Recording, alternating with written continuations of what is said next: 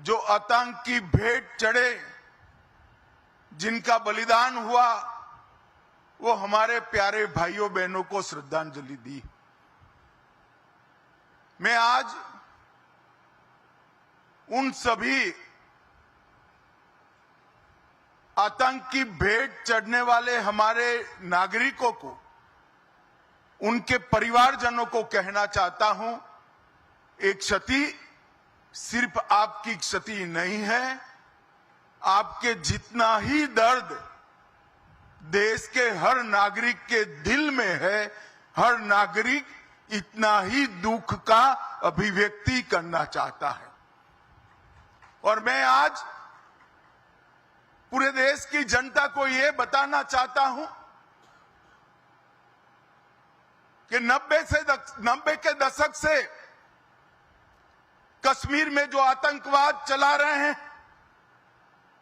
उनके खिलाफ हमारे प्रधानमंत्री नरेंद्र मोदी जी का जीरो टॉलरेंस का नीति है।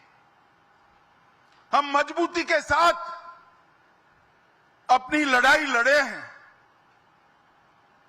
और आज वो ये न समझ ले कि हमारे 27 नागरिकों का जान लेकर ये लड़ाई जीते हो। मैं सभी आतंक फैलाने वालों को कहना चाहता हूं कि लड़ाई का अंत नहीं है, एक मकाम है। हर व्यक्ति को चुन चुन कर जवाब भी मिलेगा, जवाब भी लिया जाएगा।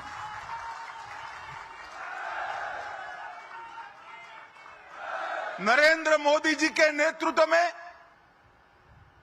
चाहे उत्तर पूर्व हो, चाहे वामपंथी उग्रवाद का क्षेत्र हो, चाहे कश्मीर पर पड़ी आतंकवाद की छाया हो, हर चीज का मजबूती के साथ हमने जवाब दिया है। और अगर कोई एक कायराना हमला कर ये समझता है कि हमारी बड़ी जीत है, तो एक बात मन से समझ लीजिए, ये नरेंद्र मोदी सरकार है, किसी को बख्शा नहीं जाएगा, किसी को बख्शा नहीं जाएगा। इस देश की इंच इंच भूमि पर से आतंकवाद को मूल समेत उखाड़ने का हमारा संकल्प है और वो सिद्ध होकर रहेगा। और इस लड़ाई में न केवल 140 करोड़ भारतीय, पूरी दुनिया भारत के साथ खड़ी है। लामबंद होकर सभी दुनिया के देश एक मुश्त होकर आतंकवाद के खिलाफ ये लड़ाई में भारत की जनता के साथ खड़े हैं। और मैं फिर से संकल्प दोहराना चाहता हूं, जब तक आतंकवाद समाप्त नहीं होगा, हमारी लड़ाई चालू रहेगी। और जिन लोगों ने एक कृत्य किया है, उसका उचित दंड उनको निश्चित रूप से दिया जाएगा। भाइयों बहनों, आज बोडोफा उपेंद्रनाथ ब्रह्मा की 9 फुट ऊंची प्रतिमा का यहां अनावरण किया गया।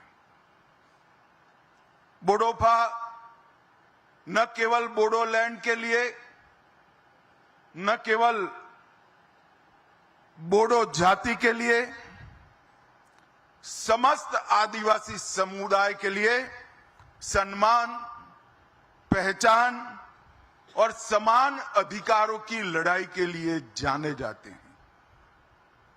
इतने छोटे से कालखंड में देश के एक विषम क्षेत्र में जन्मे आदिवासी बच्चे ने पूरे जनजातीय समाज को एकजुट कर अपने अधिकार के लिए शांतिपूर्ण मार्ग पर लड़ने की शिक्षा दी। हम बोडो है, इसका हमें गर्व है और इस सूत्र को लेकर बोडोफा ने दारुण गरीबी में जीने वाले सभी जनजाति के लोगों को एकत्रित किया और संघर्ष करने की शुरुआत की। दिल्ली में आवाज बुलंद की, बीएससी, बीए भी किया, एलएलबी भी किया और इन्होंने जितनी परीक्षाएं पास की, इससे सबसे बड़ी परीक्षा थी बोडोलैंड की आवाज को कश्मीर से कन्याकुमारी तक पहुंचाना और अधिकारों को प्राप्त करने के लिए संघर्ष शुरू करना। मगर आज बोडोफा नहीं है।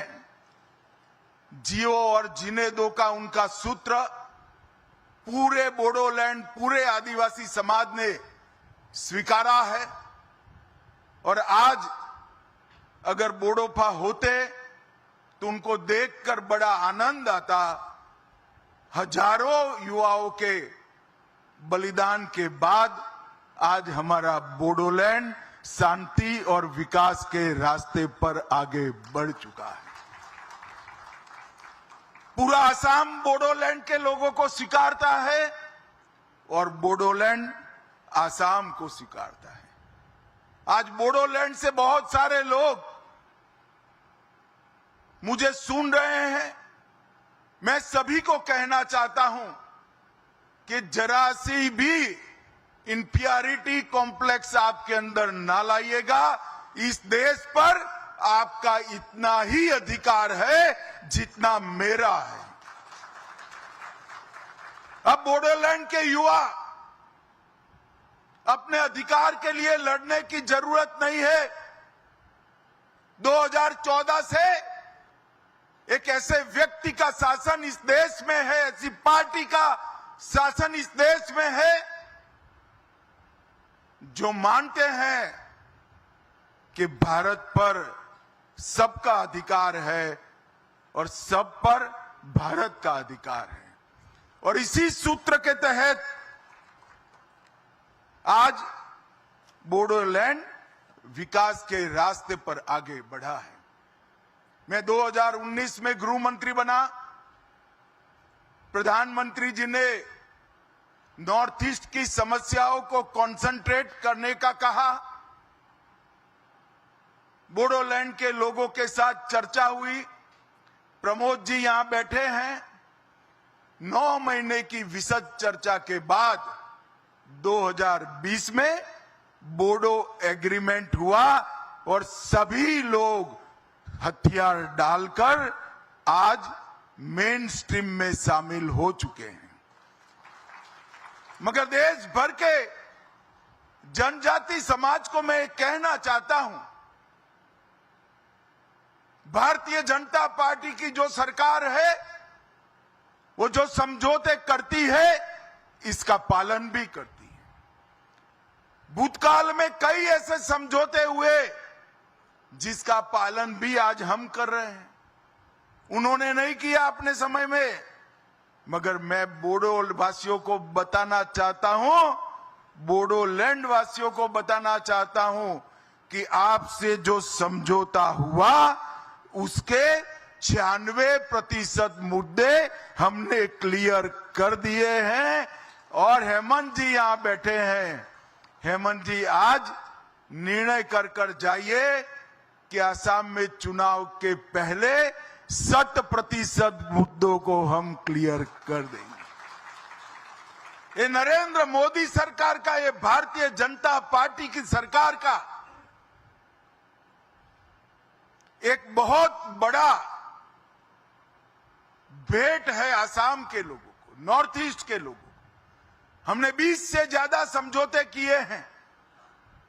नॉर्थ ईस्ट में हमारे कॉल पर 10,000 से ज्यादा लोग हथियार छोड़कर मेन स्ट्रीम में आए हैं और ये 20 से ज्यादा समझौतों की एवरेज निकाले तो 78% बातों की पूर्ति ये 3-4 साल में भारतीय जनता पार्टी की मोदी सरकार ने कर दी।